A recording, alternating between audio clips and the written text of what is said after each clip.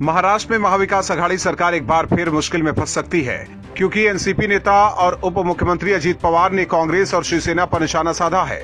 कभी एनसीपी से बगावत कर बीजेपी के साथ सरकार बनाने वाले उप मुख्यमंत्री अजीत पवार बीजेपी के सपोर्ट में उतर गए हैं और इस बार उन्होंने ऐसा बयान दिया है जिससे कांग्रेस इत्तेफाक नहीं रखती है। पवार ने इशारों ही इशारों में कांग्रेस के पूर्व अध्यक्ष राहुल गांधी को भी नसीहत दे दी है। दरअसल अजीत पवार ने कहा है कि इलेक्ट्रॉनिक वोटिंग मशीन यानी ईवीएम उचित मतदान सुनिश्चित करती है और मतों की सही संख्या दर्शाती है। एनसीपी प्रमुख शरद पवार के भतीजे अजीत पवार की ये टिप्पणी ईवीएम को लेकर उनकी पार्टी के रुख से भिन्न जान पड़ता है। इसके साथ ही उन्होंने कांग्रेस पर भी निशाना साधा है। पवार ने कहा है कि चुनाव में हारे हुए उम्मीदवार की हार का ठीकरा मशीन पर डालते हैं। उन्होंने कहा कि मैंने 6 से 7 चुनाव ऐसे लड़े हैं जिनमें ईवीएम का इस्तेमाल हुआ है, ये मशीन बिल्कुल सही है। अजीत पवार के इस बयान से राज्य में सियासी घमासान मचना तय नजर आ रहा है।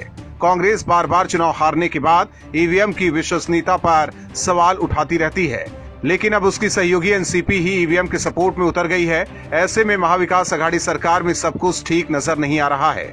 सवाल उठ रहे हैं कि क्या पवार का झुकाव बीजेपी की तरफ बढ़ने लगा है और महाराष्ट्र में फिर वही होने जा रहा है जो करीब 1 साल पहले हुआ था, क्योंकि पिछले कुछ महीनों में अजीत पवार महाविकास अघाड़ी सरकार से कटे कटे भी नजर आ रहे हैं और अब वो खुलकर बीजेपी की भाषा बोलने लगे हैं।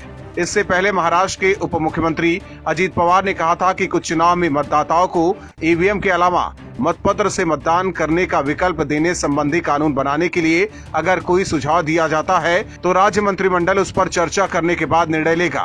Bureau report, OMH news. और भी वीडियोस देखने के लिए चैनल को सब्सक्राइब करें और बेल आइकन को दबाएं।